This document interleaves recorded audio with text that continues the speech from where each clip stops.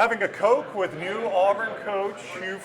Coach, welcome in. First time we've had a chance to talk to you. Thanks, guys, for having me. Yeah, we appreciate you coming on. I see a little mud on a pretty white Auburn hat. What happened? Well, yeah, we were, Ann Moon, who played golf at Auburn, was in our group, and she and her husband own Moon Golf, which is an incredible place. Right.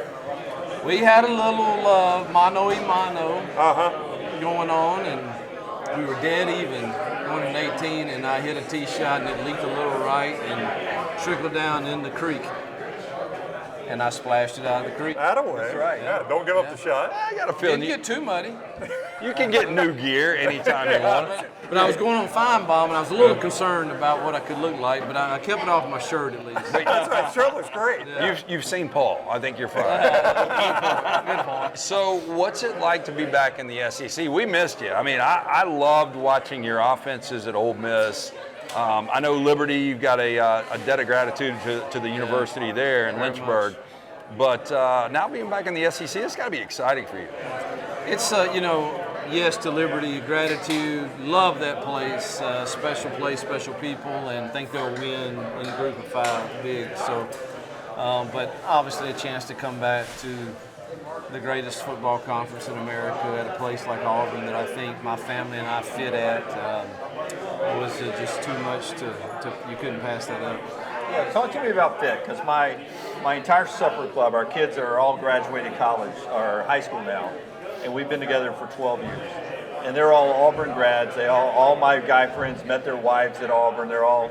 Every one of them, Auburn people. And they just love the Auburn experience. And they say that about you. They say, he just fits us. And how does that help you build a program that makes the fit right? Does it help? Yeah, I think it's a vibe that it kind of transcends with the fan base and our students and our administration, and they feel aligned with all of us. And I think that gives off a feeling when recruits come to campus that is one that this is a pretty neat place if I'm looking for a place that feels like family, and I think they get that feeling. And obviously there's a lot of other factors that go into the kids' decisions today, but hopefully there's still a group that matters to. And I just think when we're out and about in the community, it just feels right. And hopefully that's what they're referring to. You get labeled as a guy who loves to recruit. Like, people tell me stories like he'll be walking by me and he'll grab the phone out of my hand to talk to a recruit. Why do you like it so much?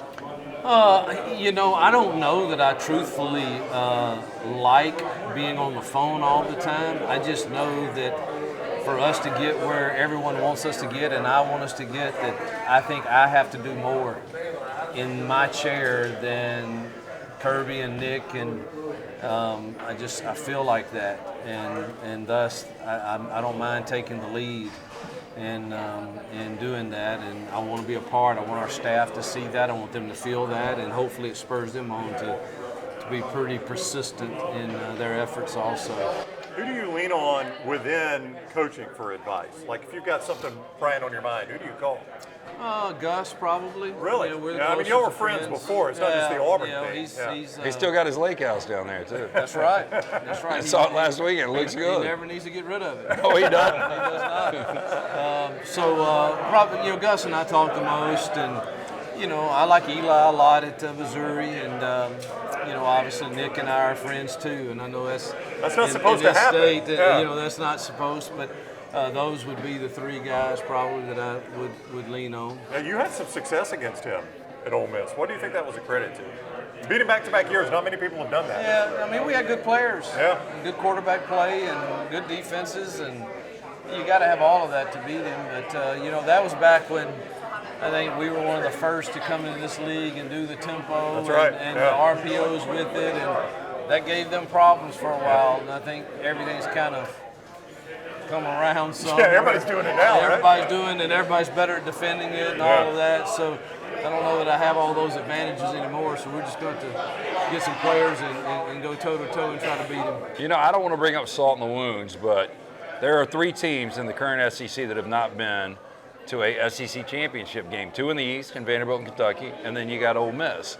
and you guys were a 4th and 26 away. Salt in the wound. I didn't know that's where I mean, because you have been coaching this game for a long time, and I was watching, I'll never forget exactly where I was, and Hunter Henry completely throws the ball over his shoulder, and it bounces perfectly to the only guy that can run 25 yards. The one guy in the field. But if that doesn't happen, and you had 3 old linemen that are trying to grab it, and one of them just grabs it where it don't get to him, and the game's over. So do you even go back and watch that film? Heavens no. Is that one of those you burn? I get reminded of it often. And I'm sorry, but I just... In the social media world. Yeah. But it was just, I mean, he's right in front of me, actually, and my hands are going up like it's over. We're tackling him, and then the heave goes.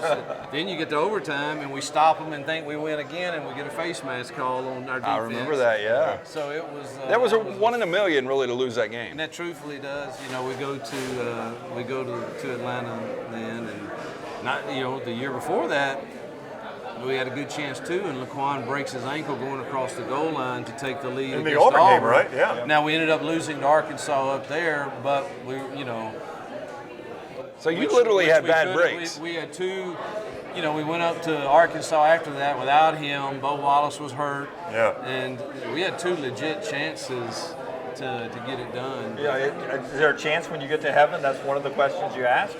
Well, you know, I have several. And, not that God owes me anything. He's been very gracious to me and my family. But you know, I think we will have some sit around chats. So we've got Brittany Wagner, who you might remember from East Coast, I do, yeah, yeah. Mississippi. Yeah. So she does a podcast with us, and she brought this up, and it went viral. And we were talking about recruiting. She's like, Hugh Freeze recruits athletes based on the size of their ankles. She told a story that you saw a guy and you're like, lift your pants leg, and you looked at his ankles and he'll do. Can you explain that? Well, I think skinny ankles mean the bigger the guy, obviously, the skinnier the ankles, the more he can bend, and flexibility. It starts in your ankles. Do you still recruit like that? Oh yeah, I don't like big cankles. Well, who's got the best look, ankles of the 3 of us? Look, Lift your pants, Jim. I mean, Who's got the best 6'3"? ankles? Yeah. See, I've got bad calves. Oh, I know he's going to go with me. Yeah, I'm gonna tell you. I think it's these right Yeah. He's here. right here. I mean, yours aren't Thank you, far Coach. off. Yeah, They're I mean, it's far not bad, off. right? No, they're not. They're not. I would have rated it exactly that way too. Yeah. I'm a better coach, I think. That's exactly the way. Have you found a favorite restaurant yet in Auburn? You know, Jill and I don't go out much, but I don't want Is to. she a good cook? Oh yes. Now we'll bring it in now. We'll bring it in, but I just don't go out a lot. And if I point somebody out, then I'm hurting somebody else. I get it. So, Right. Yeah. there's a lot of great ones there for sure. I was just going to say you could tell us a good show, though. Kirby just told us he loves Succession. Do you watch TV at all? Oh, there's no question. The greatest show series that Jill and I have ever watched is Blacklist. I think he is the Boy, best so many actor. people like that, yeah. Oh my God, he is so incredible. James Spader? It's Yeah, James Spader is a good actor. Look, I hate this is the last season, and we're heartbroken over it.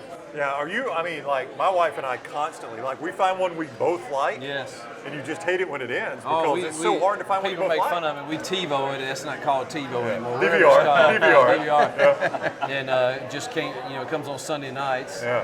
It comes on 9 o'clock, which is too late for me. So we but Monday nights, that's usually if I'm not out of town. That's our deal.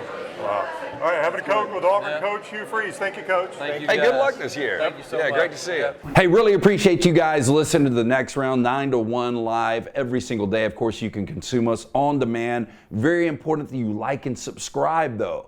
The entire Next Round family wants to tell you, give us a thumbs up, like and subscribe.